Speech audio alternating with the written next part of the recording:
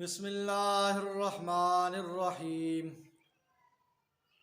ناظرین کرام، ہمارا مذہب اسلام، اس میں سب سے بڑا مرتبہ وہ اللہ رب العزت کی ذات عالی کا ہے، اور ان کے بعد پھر آقا کریم خاتم النبیین صلی اللہ علیہ وآلہ وسلم کا ہے، پھر باقی انبیاء کرام علیہم الصلاۃ والسلام کا ہے، پھر ان کے بعد سیدنا ابوبکر صدیق رضی اللہ تعالی عنہ ان کا مرتبہ ہے، پھر سیدنا عمر فاروق رضی اللہ تعالی عنہ ان کا مرتبہ ہے، پھر سیدنا عثمان غنی رضی اللہ تعالی عنہ ان کا مرتبہ ہے، پھر سیدنا علی المرتضیٰ شیر خدا حیدر کرار رضی اللہ تعالی عنہ کا مرتبہ ہے، پھر عشرہ مبشرہ کا مرتبہ ہے،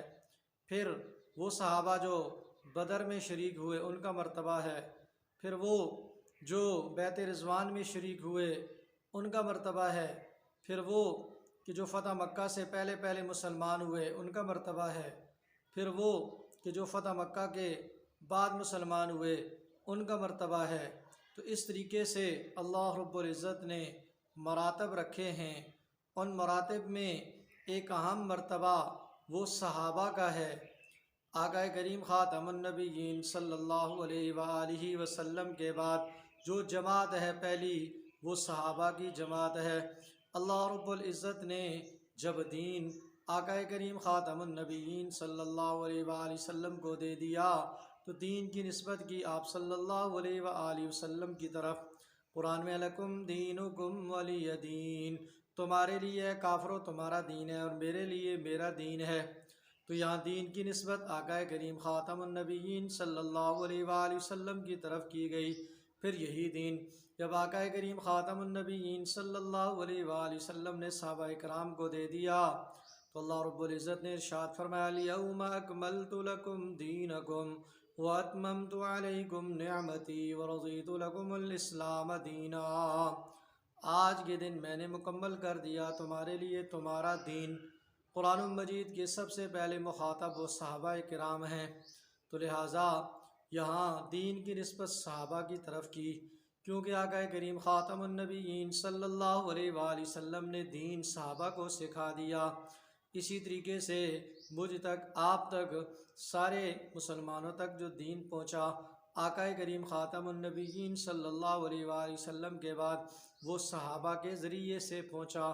صحابہ وہ جماعت ہے، قرآن مجید کی 6643 آیات میں سے 750 آیات اللہ رب العزت نے صحابہ کی عظمت صحابہ کی شان میں بیان فرمائی ہیں۔ ایک جگہ ارشاد فرما دیا رضی اللہ عنہم ورضوا عنہ، اللہ ان سے راضی ہو گیا اور وہ اللہ سے راضی ہو گئے۔